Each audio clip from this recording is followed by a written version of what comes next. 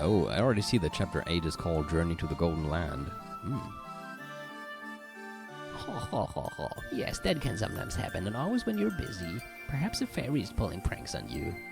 It's a witch pulling pranks on me. I mean, I knew it. Put it right there. And when I looked away for just a second, it had disappeared. The witch had pranked me again. I left my master key behind. Madam found out, and I got in a lot of trouble. But I always put my master key in my pocket after I use it. Why was it in place like that? And this is the third time it's happened. The last 2 times I realized that it was in my pocket and managed to find it before anyone found out, but the third time Madam found it. I was really mad and frustrated with that witch in the red dress. Ho ho, Beatrice Summer's pranks can be quite troublesome, but if you're dealing with a witch, shouldn't a ritual of some sort do the trick? A ritual? Kumasawa's son started fishing through the kitchen cupboards, saying, "No, Where did that get to? The thing she finally found and brought to me was a kite string. She stretched it out for me to see, then used a knife to cut off a 50-centimeter piece. Try tying this end to the key, then tie the other end to your pocket button or some other place that doesn't stick out. This charm represents the ritual of the spider web. A spider web?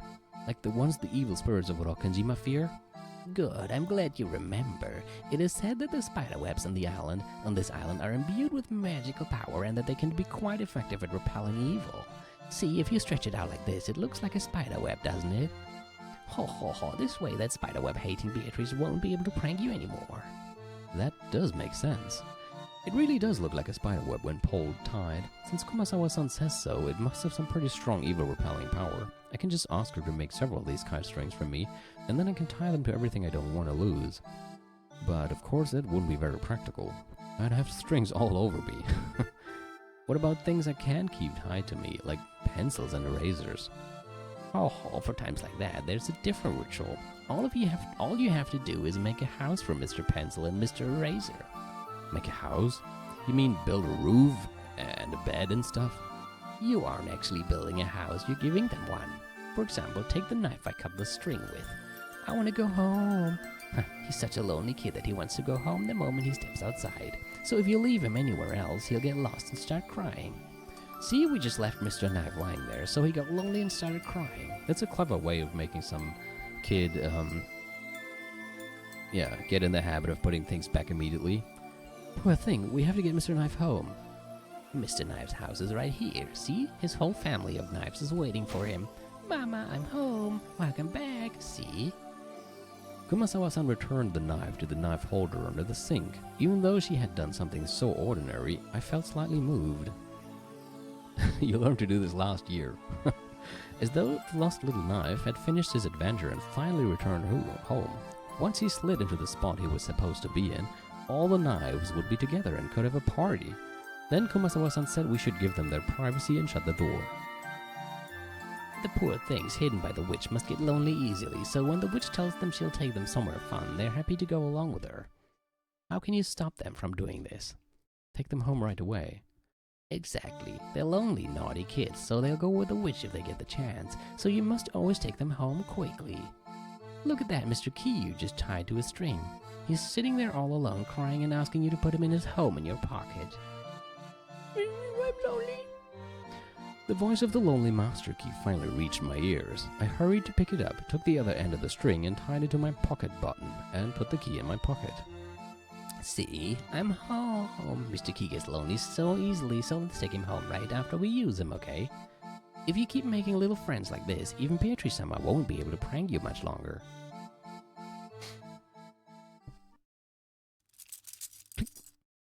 When break time was over and I stood up to see what I should help with next, I felt a tug and the key ring with the master key fell to the floor. Once again I had left the master key on the side of the sofa and forgotten it was there. The instant I stood up, the string pulled on it and it fell to the floor. Without Kumasawa-san's spiderweb charm, I would probably have left that master key lying here again. See, it's not the witch, it's just you being so scatterbrained. The master key left all alone would have been led away by the witch and disappeared. Whew, that was close. And once again I heard the master key, who had almost been left on its own, cry and tell me that it wanted to go home. I'm sorry. Come on, let's go back home to my pocket. Yay, I'm home! Thank goodness. I almost got pranked by the witch again. Oh, what's this? What an amusing notion using string like that. All of a sudden I heard a wild, shocked voice from over my shoulder. It was a voiceless voice.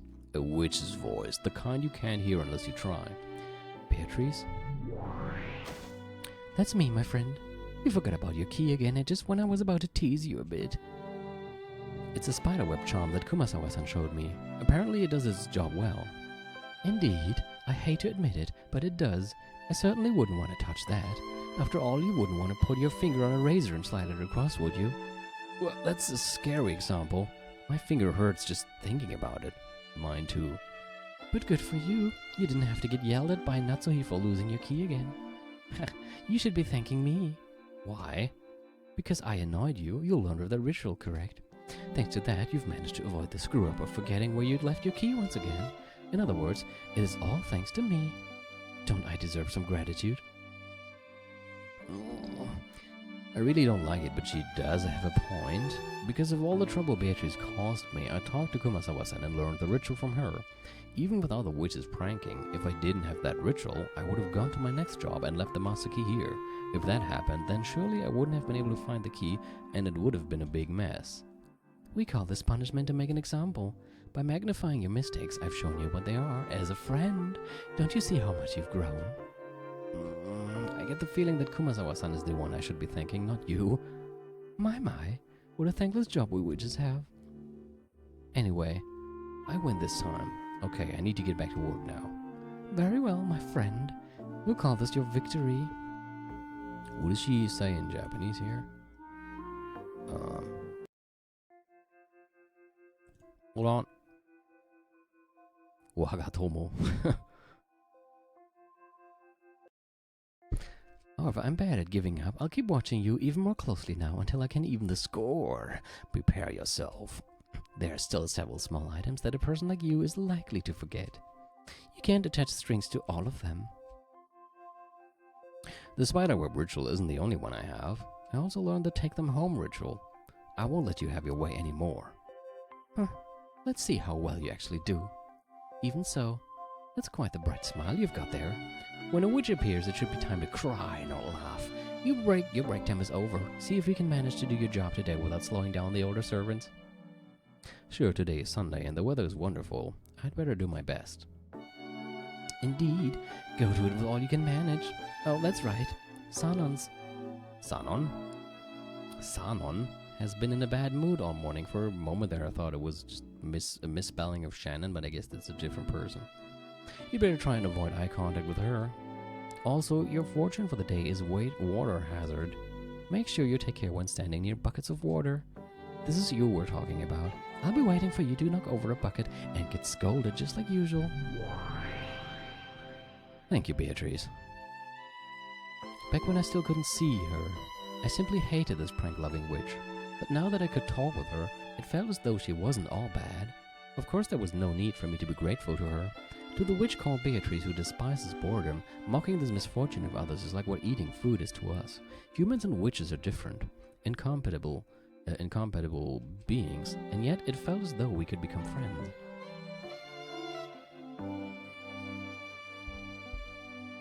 Of course, she's still a witch. I mustn't get careless, and yet not being careless is a good thing. Thanks to the tricks and rituals I use to keep her at bay, I'm able to concentrate. That could hardly be a bad thing.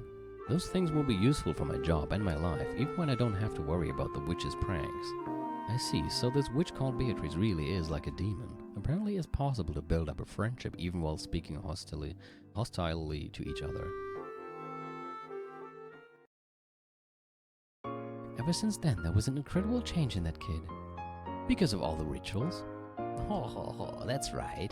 That child was quite faithful when it came to obeying rules, and flawlessly followed all of the rituals I taught.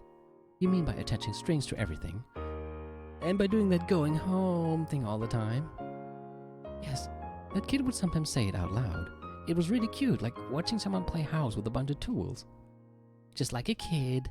But they were a kid, right? With adults, you can say something one way and all of them will understand. However, there really are many different types of kids and you need many different ways to teach them things. If you can find just the right way, they learn quite easily. Some kids learn better when they're punished and some learn better when they're praised. I used to scare a neighborhood kid and tell him that a fairy would take his things if he didn't keep good track of them. Oh, this was the same, except the fairy became a witch. Still, doesn't that sound like fate? After all, you knew this kid was Beatrice's child, didn't you? Yes, I did know. It must have been strange to tell Beatrice's child that the witch Beatrice would play pranks on you unless you put your stuff away neatly. Ho ho ho, when the child came and told me that a witch was stealing things and pulling pranks, it made me think. I took it as a sign that the late Beatrice-sama had become a witch and was coming to teach her child to keep track of things. That's why I thought this is the best way to teach that child. That's kind of a nice way to look at it. That kid started out with a bad reputation for forgetting and losing things, but got a lot more cheery after overcoming those bad habits. By surpassing weaknesses, those weaknesses become strength. And that is how people gain confidence and grow up. Those small spurts of growth made me feel as though this was my own grandchild.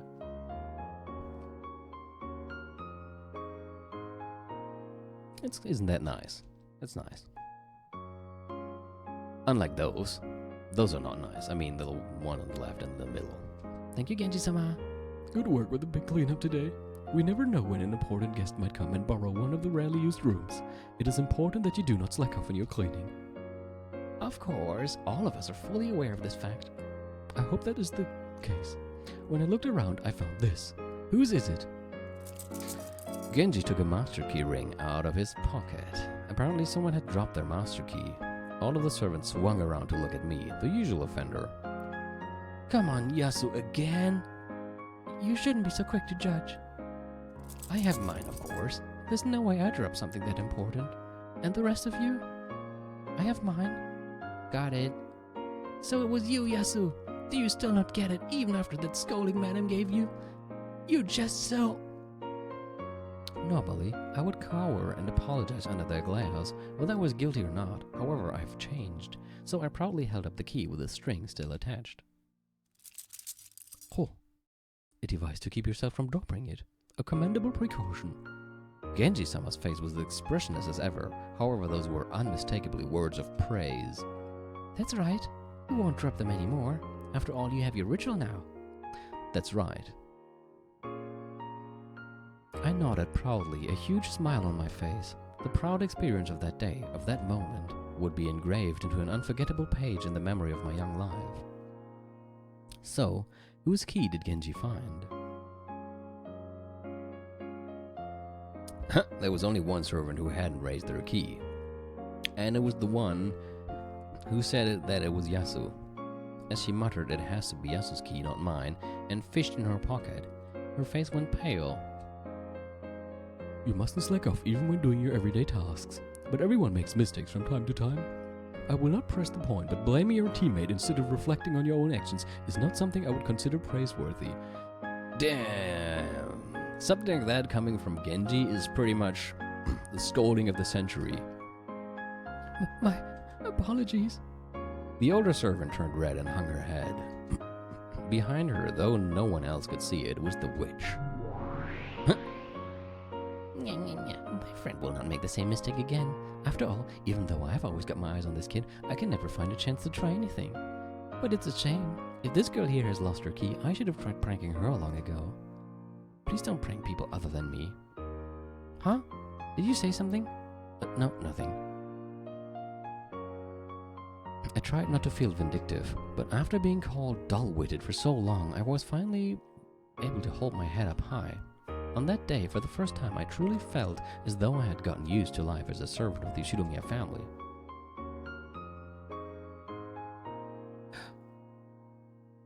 I just realized something, but no, that can't be. When people compliment you, it feels like they've acknowledged you. It's very important. People can't grow without it. And what happens when people grow?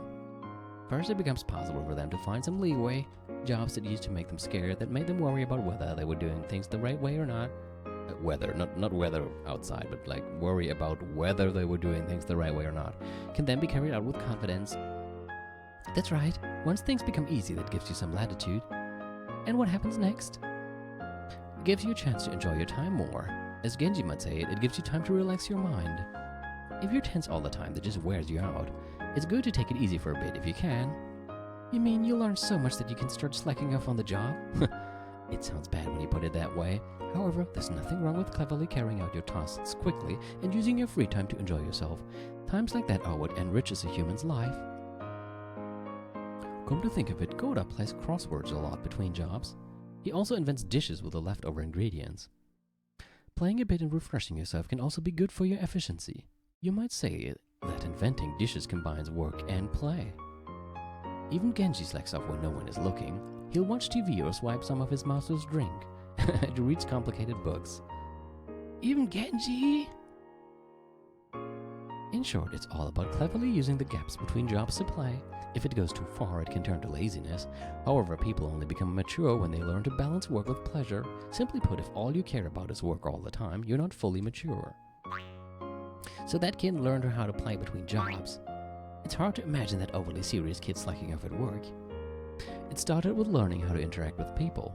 That kid formed a relationship with Kumasawa, the person who was always kind, and started borrowing books from her and talking together about them. Even I had friends at school, but because of my work there was no chance to deepen our friendship. Jessica was always kind and modest, but there was Natsuhi's stern order to think of, so we couldn't play together very much.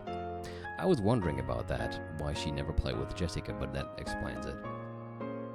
So at that time, Kumasawa, the one who was always as kind as a mother to me, was the person I felt closest to. Kumasawa was old enough to have grandchildren. They couldn't exactly run around and play together.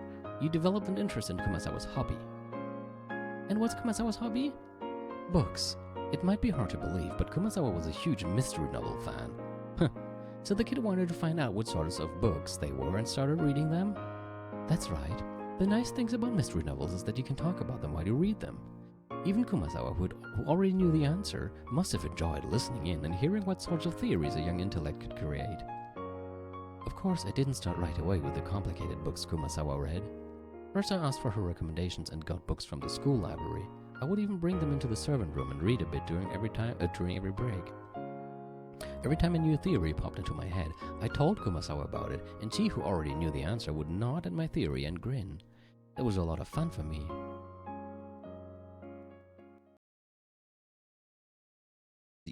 Are you going to take a bath? Bath time's almost over. Yeah, just a bit more. Another one of the Indian figures just disappeared. You've become a total mystery nut. If you get too excited reading, you won't be able to sleep again.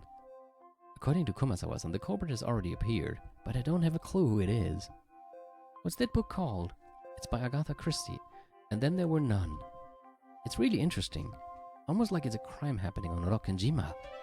That's a really famous mystery novel, isn't it? Wasn't that one a perfect crime, at least until the culprit confesses to the truth in a message bottle at the end? Oh, that happens there. An incredible book. Shh, I'm enjoying myself, so don't spy me. Go take a bath now. I'll go by myself later. Okay. See, like the fact that they share a room and even talk about a bath, it's gotta be a girl.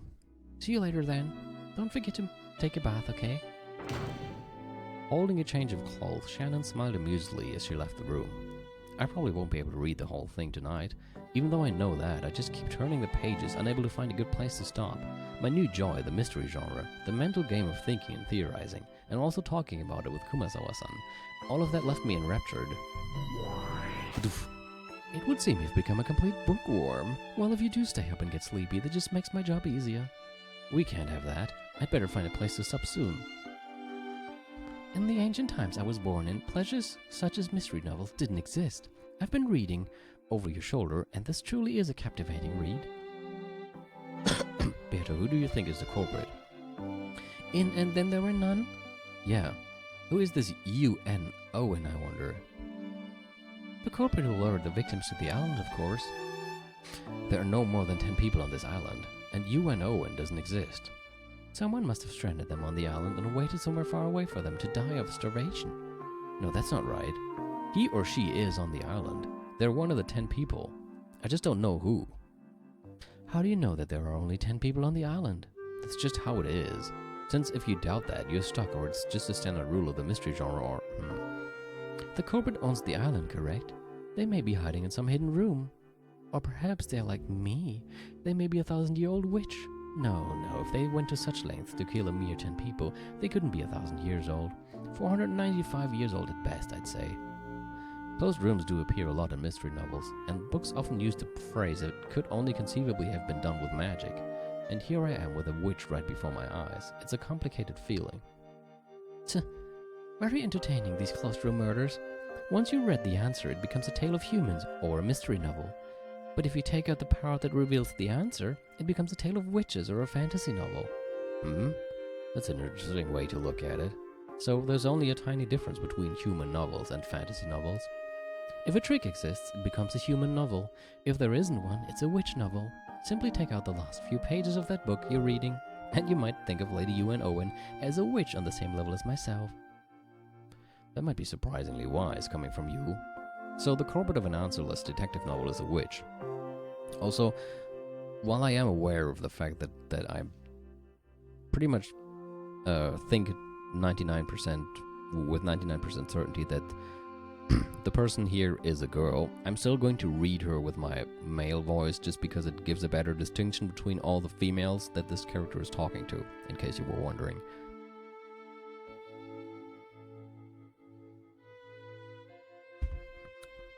So the culprit of an answerless detective novel is a witch. All of the dark places in this world belong to us witches, so I could reign as the culprit for all detective novels across the world. Except if you reason it out right and find the true answer, then the witch is done for. These detective novels can be quite intriguing, it seems. This looks to be a truly entertaining thinking game. That's right. This is a thinking game. You fight against the book, make a theory, and then compete against friends who have also read the book. Perhaps, but it's also a fight between humans and witches. Will you allow for or deny the magic of my closed room murders? Call it a chess match of mystery. So it isn't a book I'm reading, but a challenge against you? Indeed, as Shannon said a short while ago, this story apparently has the truth revealed by a message bottle at the end. So if you can't expose the truth of the tale before that point, you lose. After all, the message bottle just happened to drift somewhere that it could be seen. If it got smashed and sank before anyone saw it, this would be a perfect crime, or in other words, a witch's crime that's impossible for humans. That's a fun way to look at it, a fight between me and the witch. Yeah, I really like thinking of it that way. Starting now and until you finish reading, I am Lady Owen, the 495-year-old witch. Can you see through my deserted island murder tracks? Stop it with the eyes, good lord. I do have one theory. You want to play with me, don't you? I've been reading books so much, you've gotten lonely. That too. Incidentally, the game Beato and I played around and then there were none ended with my defeat. In the end, I wasn't able to build a satisfying theory and I had to learn the truth from the message bottle. Luckily, it did manage to drift into human hands. If it had sunk to the bottom of the ocean as Beato had suggested, I would have had no way of knowing the truth. In other words, I was forced to acknowledge Yuan Owen as a witch. Mystery. I once thought it was just a genre for novels. To think that it can so easily become a fight between witches and humans. Truth and fantasy. I was instantly enraptured by this new game. As the month passed by, I read through all of the mystery novels in the school library and started to read mystery novels for adults. I discussed them with Kumasawa. I discussed them with Shannon. I played my game of theory chess, the fight between witches and the truth. Those days were so much fun. Oh, I am one yet many. Here's to the fun game of the mind that enraptured me. End of chapter 3. I suppose.